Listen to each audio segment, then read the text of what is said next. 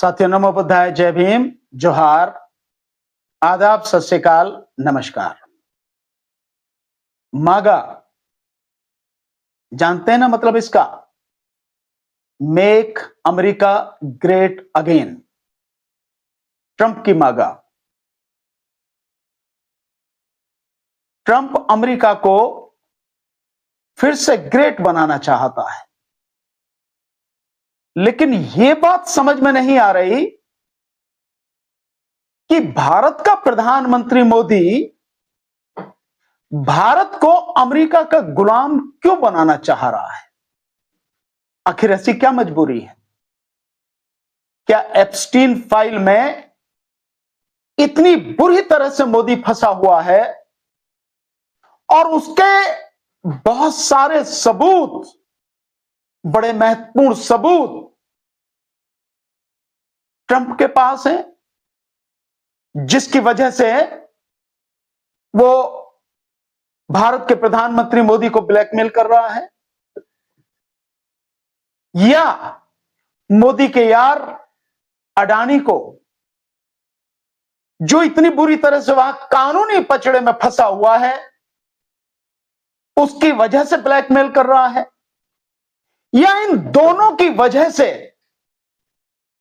मोदी को ब्लैकमेल कर रहा है? एप्स्टीन फाइल की वजह से और अडानी की वजह से, दोनों की वजह से कर रहा है क्या? यह सवाल आज के समय में सबसे महत्वपूर्ण सवाल हो गया है, क्योंकि इसी समय में न जाने किस दबावों में, शायद वो ये दोनों दबाव हो, अडानी का और इस एप्स्टीन फाइल का, जिसकी वजह से मोदी ने पूरे देश को, देश की जनता को, इसके किसानों को, इसके मजदूरों को, इसके व्यापारियों को तो नहीं, लेकिन इस देश के दुग्ध उत्पादकों को, मुर्गी पालकों को, मछुआरों को, कपास के किसानों को पूरी तरह से ट्रंप के सामने फेंक दिया बर्बाद करने के लिए। इस चीज को समझना बहुत जरूरी है। हालांकि इसमें बहुत सी बातें हैं और लगातार चर्चा हो रही है, चाहे वो सोयाबीन की हो, जिससे मध्य प्रदेश का, महाराष्ट्र का, कर्नाटक का, कुछ इलाका उत्तर प्रदेश का, गुजरात का, ये सोयाबीन उत्पादक जो किसान हैं वो तबाह हो जाएगा। मक्का उत्पादन वाले किसान, चाहे वो यूपी में हो, बिहार में हो, मध्य प्रदेश में हो, महाराष्ट्र में हो, ये सब तबाह हो जाएंगे। ये तो सही है, इसमें कोई शक ही नहीं है।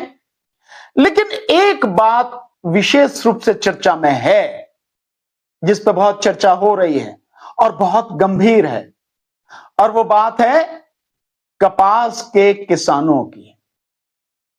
बात हो रही है, कुछ लोग कह रहे हैं कि इससे भारत का कपास उत्पादन करने वाला किसान, जो विशेषकर महाराष्ट्र, मध्य प्रदेश और गुजरात में है, वो पूरी तरह से तबाह हो जाएगा। लेकिन कुछ लोग कह रहे हैं कि कपड़ा उत्पादन वाला, यानी कि जो इस देश का टेक्सटाइल इंडस्ट्री है, वो, उसको बड़ी राहत मिलेगी, उसके अच्छे दिन आ जाएंगे, वो खुशहाल हो जाएगा।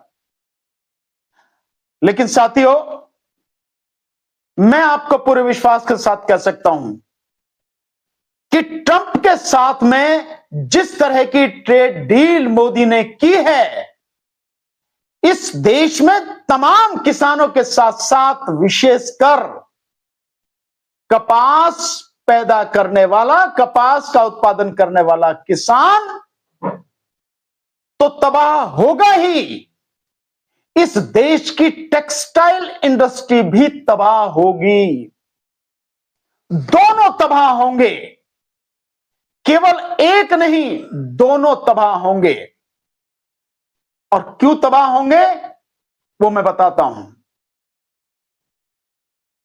ट्रंप ने केवल ट्रेड डील भारत के साथ में नहीं की है, ट्रंप ने ट्रेड डील बांग्लादेश के साथ भी की है और भारत से सबसे ज्यादा कपास, यहां का धागा, यहां का जो कपड़ा बनता है,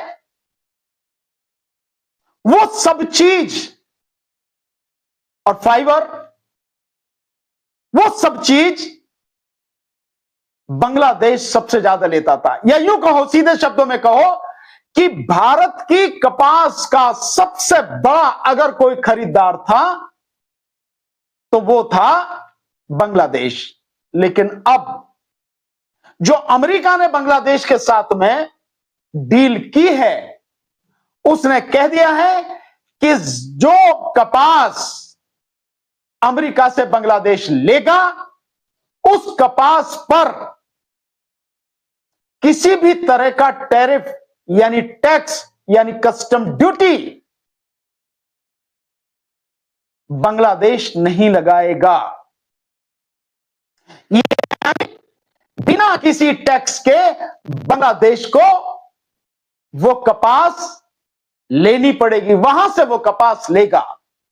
लेकिन अमेरिका ने उसको एक और सुविधा दी है जो भारत को नहीं दी। अमेरिका ने यह भी कहा है कि जो बांग्लादेश भारत वहां से कपास लेगा अमेरिका से, उस पर कोई टैक्स नहीं लगाएगा, लेकिन उसी कपास से, अमेरिका से ली गई कपास से जो सामान बनाकर, जो कपड़ा बनाकर बांग्लादेश अमेरिका को भेजेगा, अमेरिका उस पर भी कोई टैक्स नहीं लगाएगा।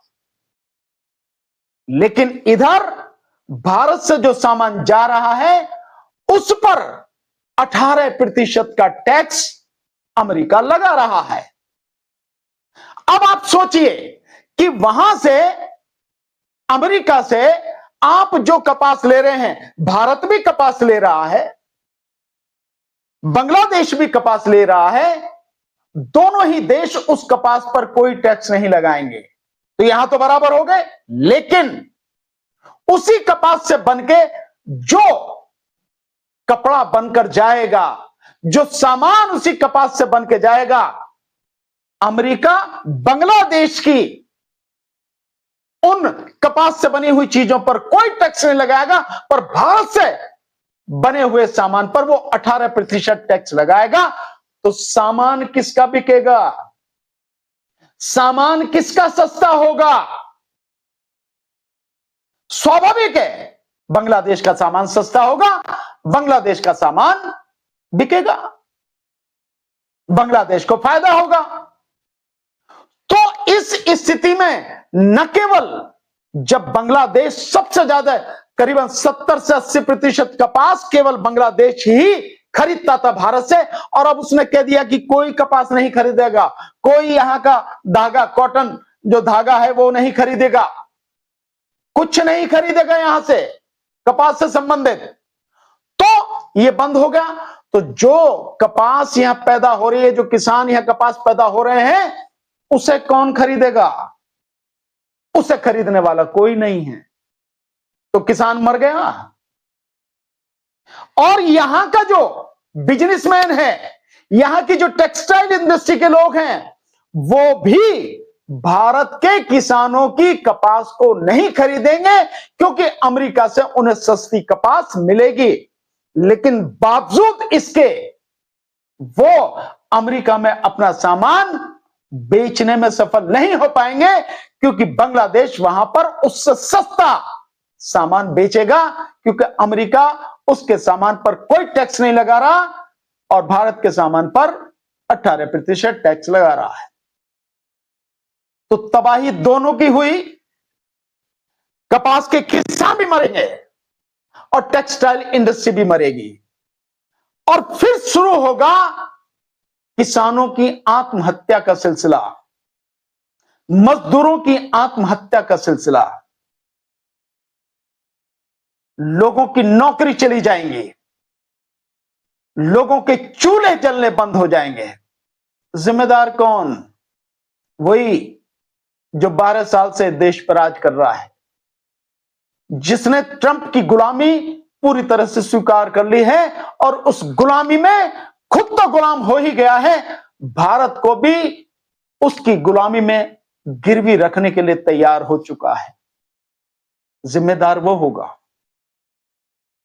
एक तरफ ये तबाही है, पूरा देश किसान तबाह होने के कगार पर है, लेकिन दूसरी तरफ क्या हो रहा है साथियों? दूसरी तरफ बड़ी अजीब स्थिति हो रही है। इस देश की आरएसएस पूरी दुनिया में 2503 शाखाओं की तो इंफॉर्मेशन आ ही चुकी है, 2500 उसकी शाखाएं हैं, लेकिन आरएसएस ने अभी तक इसके विषय में एक शब्द नहीं कहा। आरएसएस बीजेपी से जुड़े हुए तमाम संगठन, उन्होंने एक शब्द भी नहीं कहा, बल्कि कई अंधभक्त तो इस ट्रेड डील की प्रशंसा कर रहे हैं। बचोगे तुम भी नहीं अंधभक्तों, तुम भी तबाह होगे, क्योंकि तुम पर भी व्यापारी तो तुम ही हो ना, तो व्यापार तबाह होगा। कम से कम टेक्सटाइल इंडस्ट्री तो तबाह होगी ही होगी। क्या हाल तुम्हारा होगा तुम भी समझो, पर तुम्हें इसके विषय में चिंता नहीं है। तुम इस ट्रेड डील के विषय में नहीं बोल रहे, तुम उस देश के प्रधानमंत्री को उस विषय पर जवाबदेह नहीं ठहरा रहे कि जब सेना को सबसे ज्यादा जरूरत थी कि स्पष्ट आदेश मिले चीन के साथ संघर्ष के समय में, उस समय देश का प्रधानमंत्री देश में जब उसे आदेश देना था, आदेश न देकर उस जिम्मेदारी से भाग गया, पीठ दिखाकर भाग गया। तुम इस पर सवाल नहीं पूछोगे। तुम इस ट्रेड डील में किसानों की तबाही हो रही, इस पर सवाल नहीं पूछोगे। तुम इस देश में मुर्गी पालक और पशुपालक और दुग्ध पालक जो हैं, उनकी तबाही होगी, इस पर सवाल नहीं पूछोगे। इस पर चर्चा नहीं कर रहे तुम। नहीं, तुम इस देश के जो सोयाबीन के किसान हैं, जो कश्मीर के, हिमाचल के जो सेब उत्पादक जो किसान है, सेब जो उगाते हैं, उनकी तबाही जो होगी, तुम उस विषय में नहीं पूछोगे। तुम क्या काम कर रहे हो? तुम कर रहे हो विशेषकर जो दिखाई दे रहा है दिल्ली एनसीआर के पूरे इलाके में, हर गली मोहल्ले में जाके हिंदू सम्मेलन, विराट हिंदू सम्मेलन ये कर रहे हो। विराट हिंदू सम्मेलन, हिंदू सम्मेलन, यानी कि तुम्हें हिंदू सम्मेलन करने हैं। तुम्हें किसानों की चिंता नहीं है, तुम्हें इस देश के मछुआरों की चिंता नहीं है, तुम्हें इस देश के कपास के जो किसान हैं उनकी तबाही नजर नहीं आ रही। तुम्हें हिंदू सम्मेलन करने हैं। और क्यों कर रहे हो हिंदू सम्मेलन? तुम्हारा एजेंडा क्या है? सिर्फ नफरत फैलाना। और ये हिंदू सम्मेलन जो किए जा रहे हैं, ये बेवजह नहीं किए जा रहे हैं, इसके पीछे बहुत गहरी कोई चाल है, कोई साजिश है, कुछ बड़ा खतरनाक खेल खेला जा रहा है। किसी बड़े खतरनाक भयानक खेल की तैयारी है ये बेवजह नहीं है ये सब कुछ। जब देश का प्रधानमंत्री पूरी तरह से घिर चुका है, भाजपा सरकार पूरी तरह से घिर चुकी है एप्स्टीन फाइल में, इस मोदी के, इसके ट्रंप के साथ, अमेरिका के साथ ट्रेड डील में, और जनरल नरवरे की किताब में जो लिखा है सब कुछ, मोदी का कच्चा चिट्टा खोल के रख दिया, उसकी कायरता का जीता जागता जो दस्तावेज है उसमें। और बुरी तरह से जब फंस गए हो तो तब ये हिंदू सम्मेलन, ये बहुत पहले से नहीं हो रहे थे, ये अभी इनकी स्पीड बढ़ी है। और ये शहर शहर नहीं, मोहल्ले मोहल्ले में, गली गली में हो रहे हैं ये। क्यों? कुछ खतरनाक होने वाला है। क्या कुछ जो पुलवामा में हुआ इसी तरह का कांड करने की तैयारी है क्या?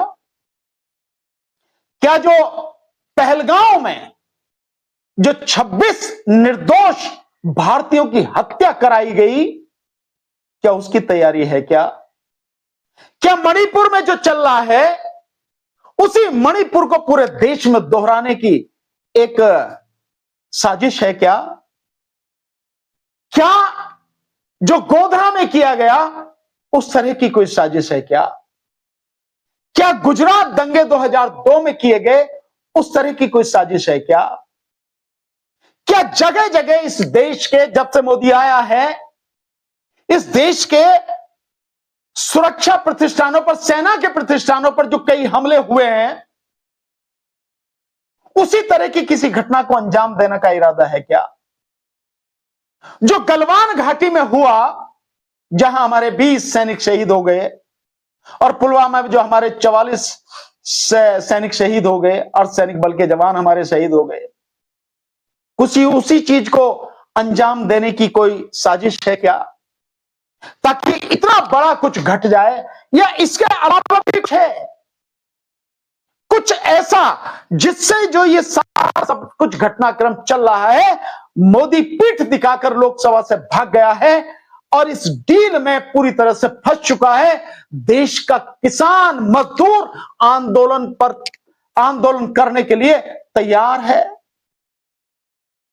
क्या इस सब से ध्यान भटकाने के लिए, और क्या एसआईआर के माध्यम से जिस तरह से लगातार वोटें काटी जा रही हैं और 2029 के लिए तैयारी की जा रही है, वन नेशन वन इलेक्शन का बिल लाने के जरिए, लेकर आने के माध्यम से इस देश के संविधान को खत्म करने की तैयारी की जा रही है, क्या उस सबसे ध्यान भटकाने के लिए या उस सबको अंजाम देने के लिए एक भयानक घटना को अंजाम देने की साजिश की जा रही है क्या?